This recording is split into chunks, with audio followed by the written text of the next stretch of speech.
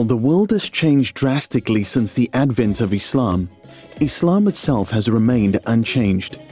During the time of the Prophet, peace be upon him, women were present in all spheres of the society, be it business, leadership, social welfare, education, or spiritual. Following the examples of inspirational Muslim women from the past, many Muslim women today are navigating their daily lives with strength and have become formidable forces, making great contributions to their communities whilst remaining true to and being bold in their faith. I'm Rushda Biadi. I'm a blogger, I'm a mom. I love interacting with my family and doing things as a family. I love writing, I'm a writer, and I love fashion. So I'm a creative at heart, but I am an academic on the other side as well. I'm an entrepreneur. I am a business coach and business strategist, and my hobby is blogging. Okay. What do you think? If you sit on this door, then I'm okay with that as well. Rushda is a contemporary Muslim woman in every sense, and like many others, navigates life aiming to create a balance. Okay. Great. Let's go. My greatest weakness is that I don't know when to shut down, when to slow down, and usually I have to listen to my body to tell me that it's time to slow down. I find that that's my greatest weakness, because then I don't necessarily always have downtime. Okay. If I come, then you get to Bye. Didn't know that.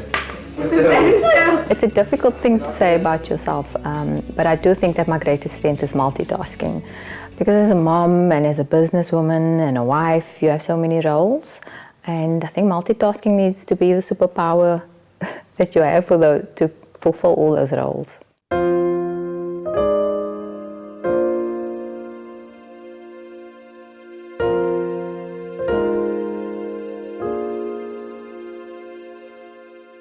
Being a Muslim is a big part of who I am. It defines a lot of my interactions, my business interactions. It governs how I run my home. It's prevalent in every aspect of my life. So Islam is first and foremost in my life. Rushda is a proud Muslim woman who celebrates her individuality while still remaining true to her faith. I don't believe all Muslim women are the same, because we Muslim first, but we're also humans first. So in terms of human nature, every person is different, and we'll have our own trials, our own struggles. What makes us homogenous is just our faith and our religion. But we all operate in the world from a very different orientation, and that's a human orientation. So while we follow the same religion, I think that your humanness and your own individual personality makes you different. Your turn. My name is Sri Wasanawati Ismail, and Eci is my nickname that stuck with me from when I was born. I come from Jakarta, that's the capital city of Indonesia, and I'm a lifestyle blogger. While Eci has made South Africa her home, she remains proud of her Indonesian heritage and is an enthusiastic ambassador. I'm also currently I'm a chair lady for the Indonesian voting committee for overseas voters in Cape Town area. And I'm also now teaching Indonesian or Asian cooking class. My greatest weakness, I would say that I'm quite sensitive, and but I'm working on that. And I don't know if it's great for weakness or for strength, that I'm a perfectionist. Going to my dance or straight afterwards. Move your shoes. Sakina, mind your. Being a Muslim defines who I am as I breathe in my Islamic way. Islam is my lifestyle, so I carry Islam as an individual in any aspect of my life. Echi is a wife, mother, blogger, businesswoman, and believes that every day is an opportunity granted by our Creator to appreciate life. She thrives on the diversity that exists in this world and embraces it wholeheartedly. I don't think all Muslim women are the same, because we are all born and from different cultures and different era, different upbringing. So we all different individuals also, and we have different spiritual levels. And like I can say that my spiritual level is not always the same. It's not, sometimes it's low, sometimes it's high. So we are all different.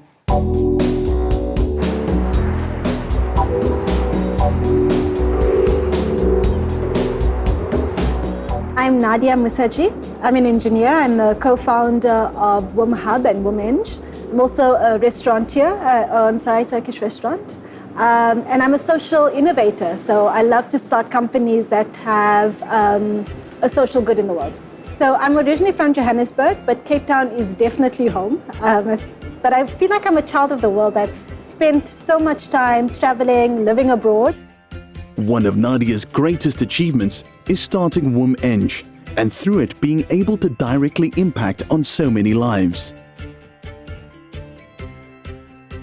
I think my greatest strength is I'm a people person. And so while the empathy may be the weakness, I think it's also one of my biggest strengths, because I'm able to help support people and follow my passion and do what I love.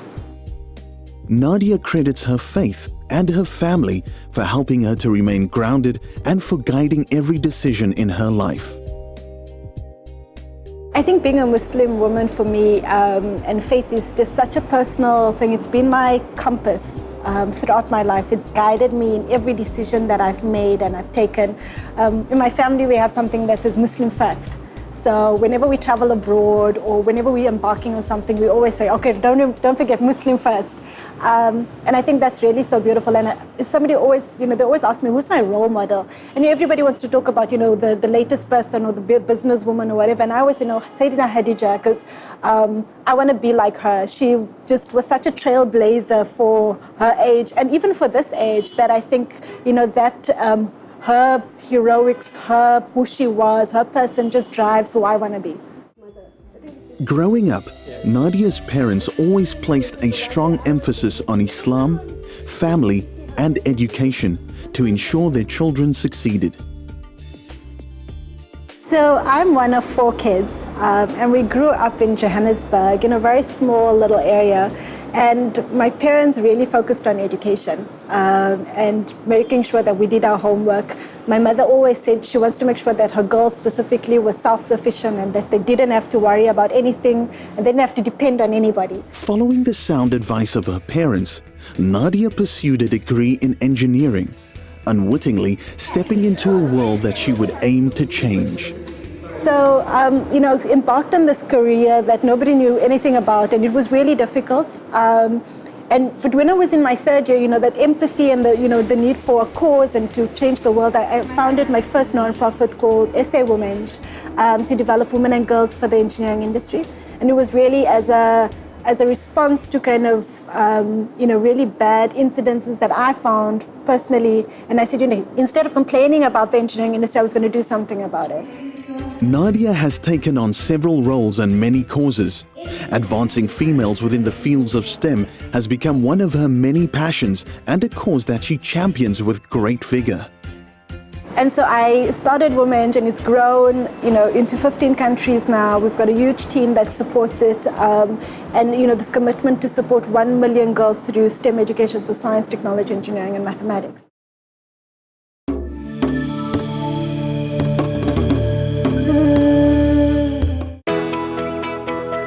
Rushda Bihardin was born and raised in Cape Town, and from an early age displayed a resolute ambition to always achieve more and to do more.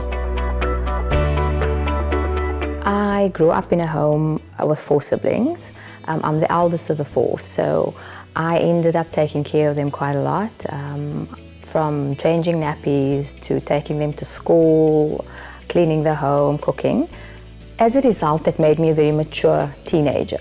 And then when I went to high school, I was really independent, and I did really well at school. And the strange thing was, when I matriculated at 17, and I shocked a lot of people, I got married when I was 18. While not the way she had planned it, Rushda's marriage set her on a path towards motherhood, family life, and a partnership built on love.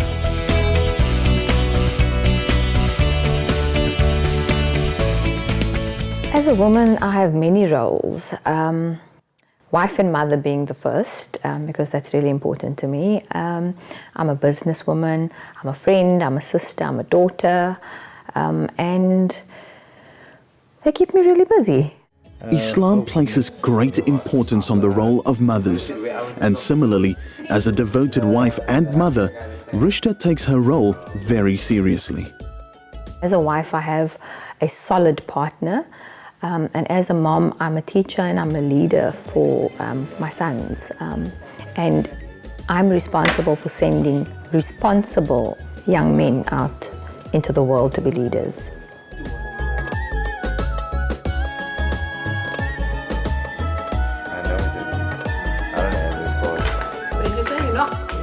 I have 3 sons, aged 19, 18, and 13. So I have 2 young adults on my hands and a teenager. That's very challenging.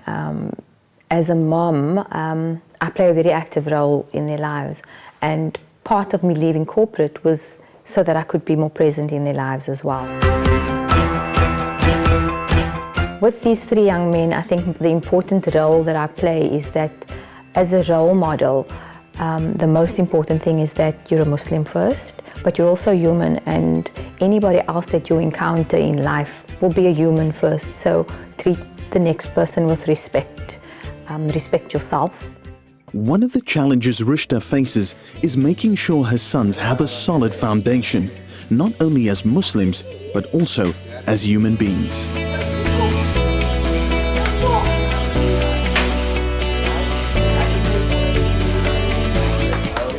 To place that importance on the humanness of people, I think it's a big part of who we are in the home. So you can't shun somebody because they're a different faith or they follow a different religion or whatever it may be. Treat them with respect, treat the next person with the humanness, and that will go a far way to helping them engage positively in the world and making a change. And I also think it takes away the prejudice and the biasness which we face every day. Where this ivy is hanging over there, which is in the sun, which brings out the nice colors, or we can do it on that side over there. Oh, that one's also got a really nice doorway, I think, isn't that? Yes. Rushda counts her marriage as one of her greatest assets and believes the success thereof lies in the fact that they have a partnership built on love and mutual respect. I've been married for 22 years, and my husband Khalid has been a very big part of who I am and how much I've grown. For me, it's very important as a Muslim woman to be able to know that I have the support. And you know, we always need our mahram around to do certain things. Yeah. Shot. Move. I kind of feel that because we got married really young, we kind of grew up together. Turn away again. There we go, let me get that earring. Right, got it. And the scarf. I'm going to do a top off. Like that, just like that. Perfect. He's my confidant, he's my business advisor, and in the same, I'm his friend and his business advisor, if I can call it that.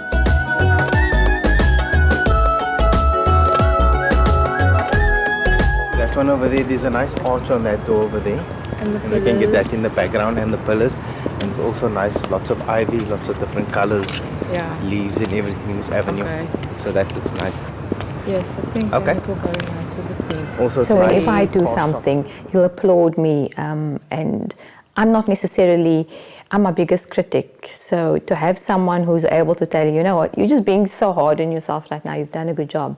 Just say, you know, I did a good job. And he kind of brings me back to earth quite a lot. I think that's a very big part of who I am. Living in South Africa, Rushda was faced with finding ways to navigate her modest Islamic lifestyle in a secular world. In my career, it was very difficult to walk into the office in hijab, for example, and I didn't wear scarf at the time. I dressed modestly, but for me the biggest thing was that I wanted to embrace my hijab.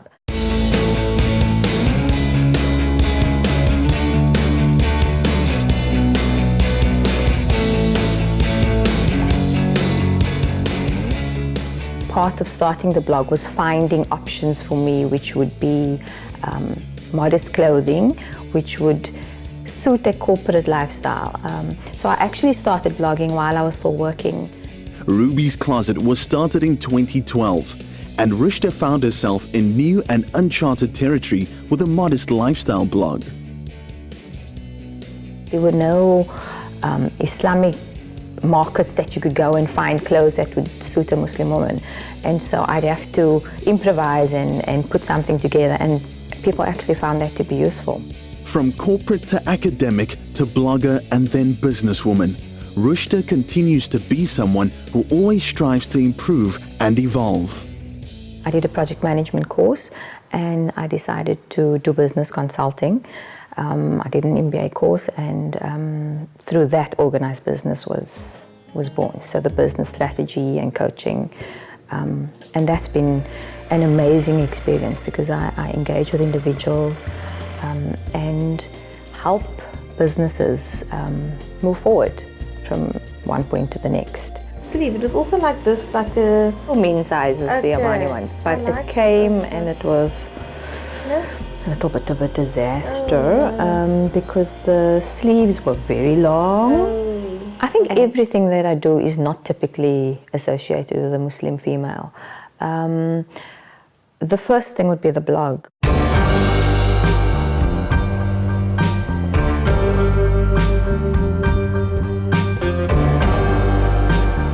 If you look at it, it can seem to be a very superficial thing. It's a fashion blog, first and foremost.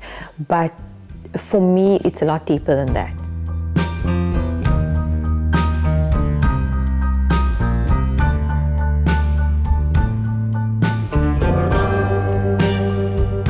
So as a fashion blog and a Muslim female, you wouldn't necessarily put yourself out there.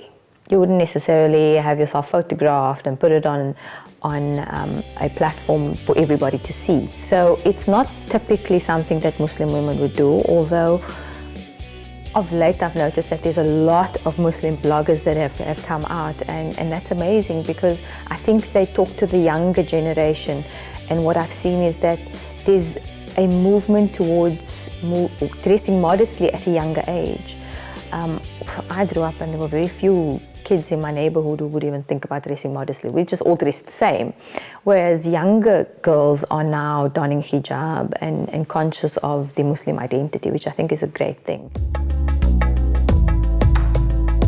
While Rushda's life is governed by Islam, it was a pilgrimage that allowed her to fully understand what Islam means to her.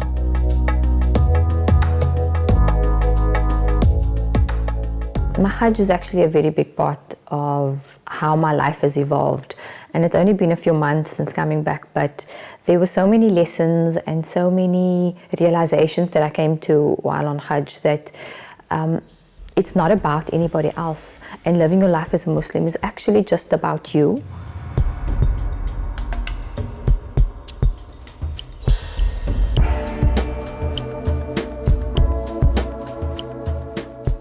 And so my Hajj has reinforced the feeling of being a proud Muslim. Having been in a place where there's about 3 million other Muslims from around the world, all doing the same thing, but we all subscribe to the same premise, a religion of peace. Just 3 million people in one place at one time who all believe the same thing. That made me not just a proud Muslim, but a proud Muslim woman. It's a very personal journey, and it's an overwhelmingly spiritual journey that will follow me probably for the rest of my life. It's something that will stay with me forever.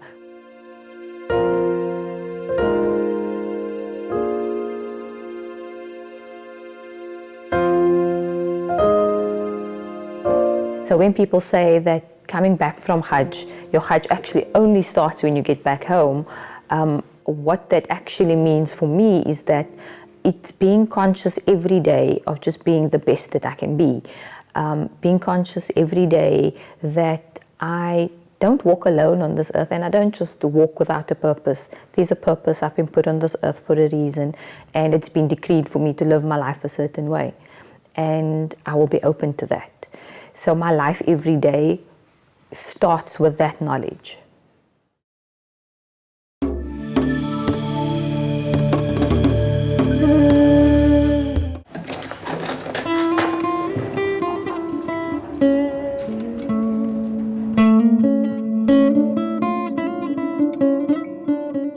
Well, I would say my journey has been always an adventure. I remember vividly my childhood was a happy one. Then I finished the university from Faculty of Law, University of Indonesia, and then I work in a law firm as an associate lawyer before I get married my husband. Eci Ismail was born in Jakarta, Indonesia, but she followed her heart and a path that led her to a beautiful life in South Africa. I was a business lawyer when I was in Indonesia, and when I got married and relocated to South Africa, I decided to stop working as a lawyer, and because I wanted to be at home. We start the family straight away, and I have 3 kids, so that's enough to keep me busy. The Ismail family are both proudly South African and Indonesian. Eci places great importance on ensuring that her children are raised to appreciate and embrace their Indonesian heritage by making it a constant part of their lives. I introduce my culture through the food, so I cook Indonesian or Southeast Asian food almost every day, alternately with Indian food and Western food for my husband, to be fair. So do you want to go somewhere after this? From that, I hope that one day when I'm not even here, my children can pass it on to the next generation. My husband and I try to take annual visit to Indonesia for my children to bond with their family from that side. They feel that they are a part of my culture, my country, because they always look forward to go home, second home, and meet the family and to be Indonesians.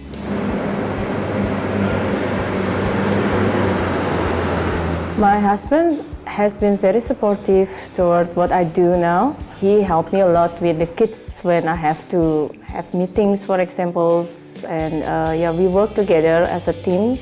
Like for example, on Saturday, it's our busy day. Like he will take the boys to soccer, I have to take the girl to madrasa, and then I have cooking class, and he has to make space for the other cars, so he has to go somewhere else. Alhamdulillah, life has been hectic for us, but we support each other. While life is hectic, Eci still finds time to blog about her passions in her blog called Halal Life. Well, I'm a lifestyle blogger. I started my blog actually just recently. After just a short while blogging, Eci received her first accolade in 2015 as runner-up, and then in 2016 clinched the title of Best Religious Blog in South Africa. So far, I don't have any major challenges because everything is my passion. So if I sit in front of my computer and do blog, it's like my word. It's actually my me time also. I have some categories of the blog. It's lifestyle because I like food. I'm a foodie, so I have one category for food. The blog covers everything from halal cuisine, travel, hijab fashion, to rest and relaxation. So from the blog, I venture to other stuff. So I have cooking class now. It's authentic Asian cooking class. I believe it's the first of cooking class, Asian cooking class taught by native Indonesian, native Asian in South Africa. Like until you fry this and something, and then you do the other, so all of you can get the turn, which is fair. Yeah, I'll do the next one. Chilies, and then you guys can carry on.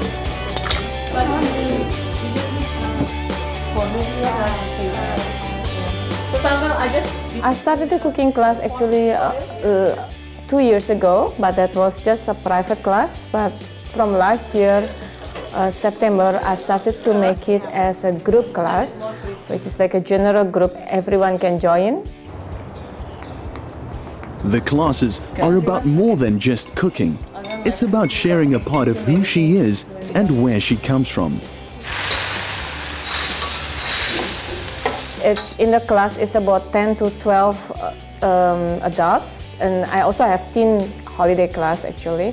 So for the adult class, we make two dishes, two main dishes. For example, for this upcoming class, we're gonna make Thai roasted chili noodle for the main dish, and then the other one will be the Thai fried rice. Okay, you can put it like that. You want to wow. And we're gonna make we're gonna eat one main dish at home, here, and then we're gonna make desserts, and then we're gonna take one dish home. Eci continues to be an active member of the local Indonesian community and serves in whichever way she can. At the moment, I am working as a chairman for the Indonesian general election. That's for the voters in Western Cape and Eastern Cape area. So we are looking for the April next year. We're gonna have the general election for Indonesian presidency and representatives. I think I'm also fortunate to live in Cape Town, where we live with different races. All the races are here, so we kind of respect each other.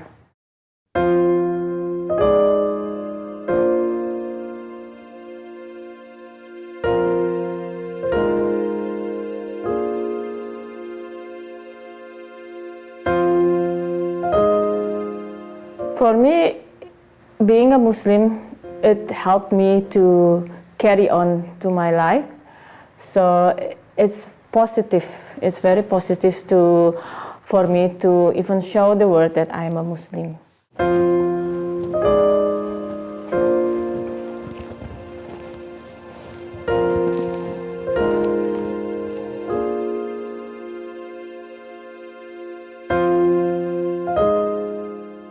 Well, as a Muslim, it's compulsory for us to make 5 times Salah. So that is the time where I sit and ask the Almighty Allah for everything that I want, and then I pray, and then the Quran recital is also important for me. That's to keep me in my place, and I read the translation of the Quran. I think it's important for me because the Quran is the guidance where you have to read in your own language or in English, that in order for you to understand the Quran.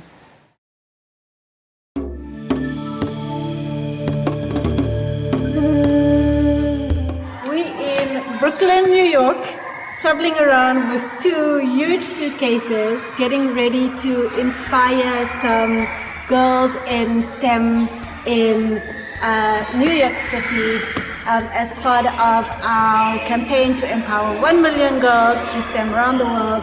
So it's a hard hat, it's the girl and guide to becoming an engineer, it's lots of fun. Nadia Musaji is a social entrepreneur, a civil engineer by training, a businesswoman, an activist, co-founder of WomHub and WomEng, and a Muslim woman. They always say women wear many hats. So I don't wear hats, I wear scarves. I'm the wearer of many scarves. So most recently mother, which is, a very demanding role. My little one is, I love him to bits. He's literally changed my entire life. I've literally had to change my entire life for this little person. I wasn't one of those girls who dreamed of, getting married and having kids. I was like, no, I'm going to change the world. and can't do both, and apparently you can. So mother is a big part. Wife, I've got a Turkish husband who, we have lots of fun together. And then I'm an engineer. I worked as an engineer. I worked on some mega infrastructure projects. I was really fortunate to graduate just before the World Cup. So I was involved in stadium builds, in public transport rollout. Through the award-winning Eng, Nadia travels the world in order to revolutionize the face of engineering. I've become almost an evangelist for tech and engineering, and especially on gender. And now I, speak around the world around the role of technology in empowering women. And so I've kind of got that hat. I've got kind of the mentor hat. I've got a number of mentees that I support in their growth and their development. Nadia is a self-proclaimed social activist with a heartfelt passion for people. I'm a kind of a social activist on Twitter as well, for various causes, whether it's, human rights and Palestinian rights to gender and inclusive technology and growth and development. So, quite a number of roles, everything from, just making sure that my family is good. I'm also a daughter, so sister, so there's so many different things, right? And so many different balls that you've got to keep juggling as a woman. And I think, we just kind of take it in our stride. Together with her business partner, Nadia continues to travel the globe engaging people and making a difference using her unique approach to changing the world. So, when we always joke and we say, we need work-life balance. I believe that work-life balance is a myth. I think we make work-life choices. So when I became a mother, I realized that my working role changed. So my workload didn't. When you're, a co-founder of a company and you're growing, and we're now in 15 different countries, my work time, my work schedule, I work at night the best. So you'll find me sending emails to you at 1 o'clock in the morning, right? Because during the day, I want to be with my son.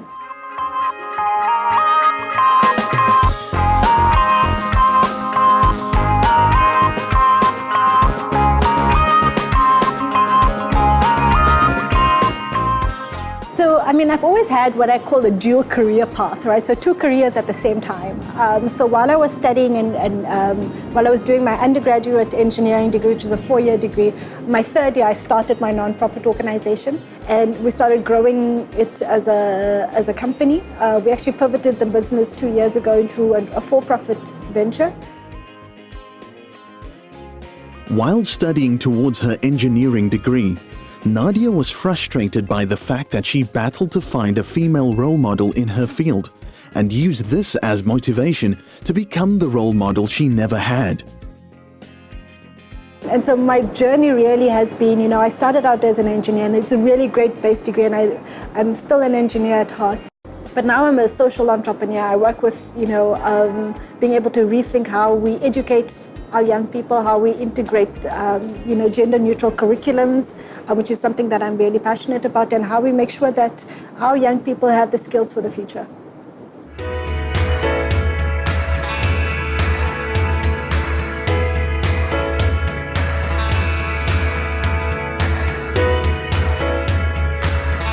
It's interesting that, people, when they think engineer, they don't think Muslim women. When they careers for Muslim women are typically, accountants, lawyers, teachers. Nobody told me that women don't do engineering, right? So I got into it by a complete accident. While many would shy away from the attention, Nadia realized that she could use it to educate people about her faith and be an amazing ambassador for Islam. I would try and be as approachable as possible, so that if anybody has a question, you've almost got to fight. There's a lot of hate out there. There's a lot of ignorance. And especially when I travel, and sometimes I'm traveling alone, as a Muslim, my parents are always worried, and they, especially when I go to America, I travel a lot to the US.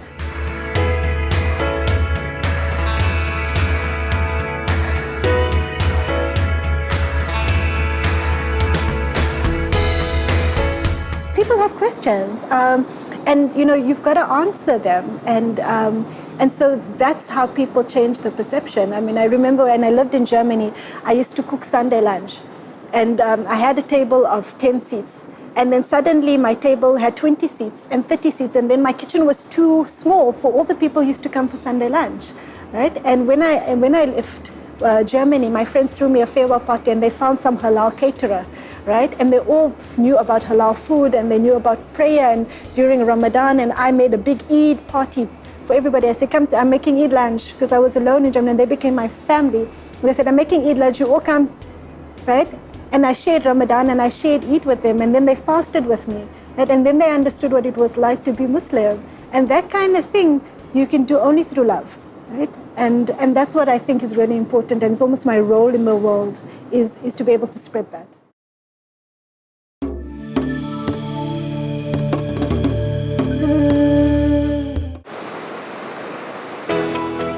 There is no better way to understand Muslim women than to actually know one. The lived experiences of Muslim women differ from person to person, home to home, and place to place. The status of the Muslim woman in South Africa is, I think it's really elevated. We are free to be who we are. We are free to work. We are free to drive.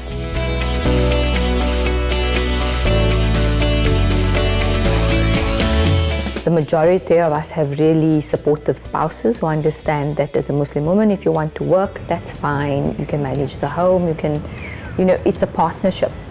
And even I find in business, it's quite acceptable for you to be a Muslim woman and to be in senior management. While South African Muslims are afforded the freedom to practice their religion, the same cannot be said for Muslims throughout the world, where in certain countries, many face discrimination. Having reached out to fellow hijabi bloggers around the world, it's very difficult for them to be who they are. It's very difficult for them to wear the hijab and conduct themselves in a normal way. So the hatred, the anti-terrorism slurs that they get, it's really unfortunate and it's difficult. So for me, I'm so grateful that I live in South Africa, because I can be who I am without any persecution.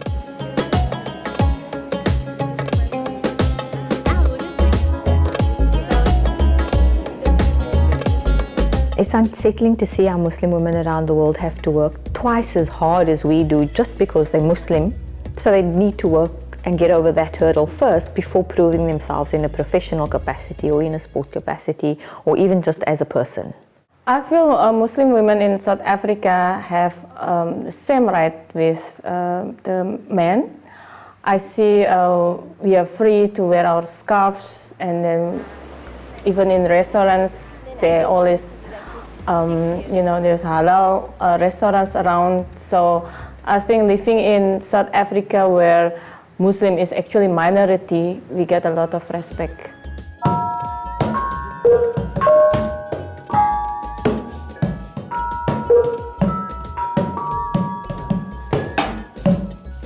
The overall status of Muslim women throughout the rest of the world, I think it depends on its countries, but if I see in the news, like in Europe, maybe it's more difficult to become a Muslim, and in America maybe. So I think it's important for us as Muslim and as Muslim women that we are the ambassador of Islam. We have to carry on ourselves with the manner that Rasulullah alayhi salam taught us, which is the adab, how we are with non-Muslim, how we are with the neighbors. While Muslim women in South Africa do have many rights and freedoms, challenges still remain. So when I think about Muslim women in South Africa, I get sad. Because, if I think about, I always compare, back to the Prophet's time when women had an amazing place in society. We've lost our place in society. Yeah.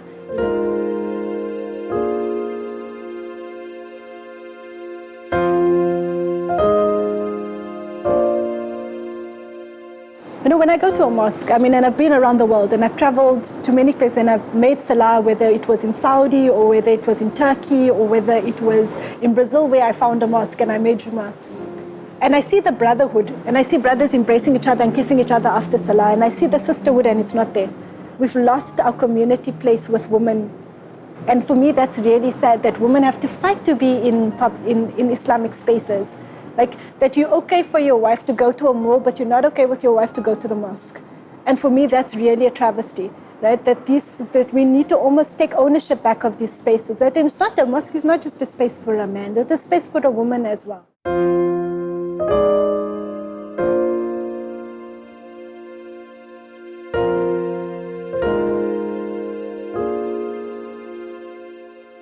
I don't think that my faith is a hindrance to me. A lot of people say, Nadia, how can you be a feminist and be Muslim? You know, Islam is so anti-woman. And I think that's rubbish because you don't really understand your religion and you don't understand Islam. And if I go back to like Sayyidina Khadija and her story, which is something that whenever my faith is tested is really the story that I go back to, right? So she was in her 40s. She asked a 20-something to marry her, right? So taboo number one, right? She was the older woman. You know, older women now are fighting that right now. She did it back then with no problem, right? She had, you know, they used to call her the Princess of Arabia because she used to trade from Saudi all the way to Persia. And that time there was no cars, no superhighways, there was camels going up and down, right? Her husband worked for her, right? So all the things that people are now fighting and women, we're trying to fight for equality, we're trying to fight for business, she did it, right? And she and the Prophet set the sunnah, right? So I always joke, I am older than my husband, right? And so whenever anybody goes, oh, but you're older than your husband, I'm like, he was following the sunnah, right? Because the sunnah is to marry an older woman, right? To marry a woman who is in business. So all these things, right, that we sometimes forget as women, the power, the stock of women we come from. So, you know, the first university in the world was led by a woman. Right? Science and technology and engineering and mathematics was started in the East and they were run by women. And so here I am fighting for STEM, science, technology, engineering and maths and equality, right? And they had it back then. Allah Ta'ala sees us as equals. And men and women have a place in society, and I think we need to, as women, take that place. Because in South Africa specifically, we've almost lost that footing, and we've become second-class citizens in our homes, in our communities, and it's about time we take that back. Scissor, paper, yeah, that. Or you can sing. Which group that? We are Muslim, we are not different, we are normal. We share the same thing, like all the women, like when we go to coffee, for example, we all share the same thing. We talk about, raising the kids. Is there manual for kids, for example? My husband doesn't do the dishes or what. We are all the same. We women all the same, but we are just characterized by our culture and by our religion. But I want to show the world that we're supposed to be the ambassador of Islam. That this is Islam. It's a religion of peace.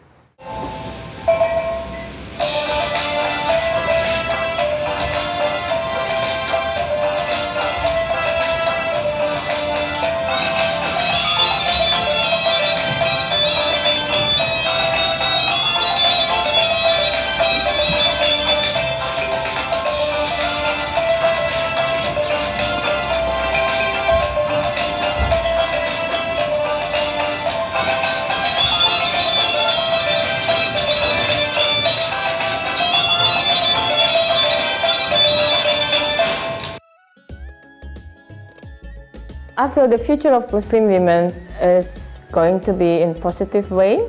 If we carry on to be the ambassador of Islam, we have to be positive, and we have to believe that it's gonna be good. Then inshallah it's gonna be good.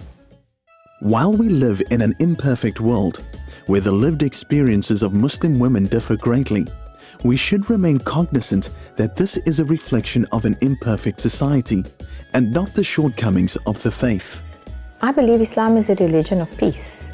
And if we just look at the example of the Prophet, he was a peaceful man and tolerant and kind. Our religion is based on following his example. I cannot I cannot fathom that people would think Islam is a religion of hate or a religion of terrorism or oppression.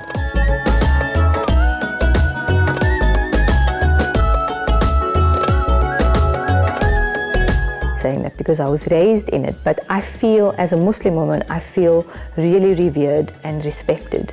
And as a wife, a Muslim wife, I don't feel that there's any expectations on me in terms of what society thinks Muslim women need to do.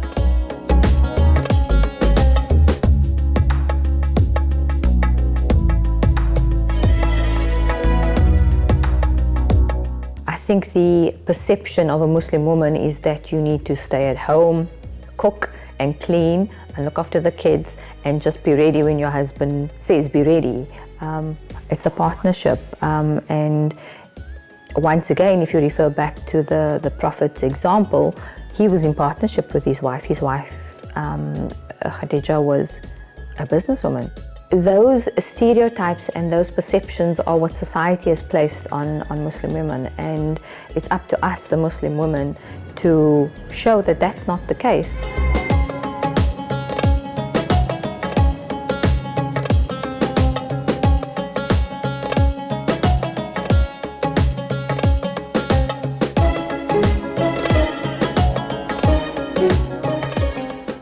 Very excited about the future of Muslim women. I think with the advent of social media and the world, the global market becoming so small, Muslim women can celebrate other Muslim women's successes, and they can also see that. So there are role models all over the world, and providing that kind of example to our youth is amazing, that you can be Muslim and you can achieve, you can set your mind to doing anything. And the one who comes to mind is Malala. She's such a fighter. She is a role model of note to the youth of today. With just such a young woman, we have the world in our hands. While many misconceptions surrounding Muslim women remain, it is clear that there are several formidable Muslim women and many more to emerge. They are outspoken, intelligent, bold, impressive game changers in their own right. They are friends, nurturers, mothers, wives, daughters, and, in many aspects, just ordinary women who are changing the world.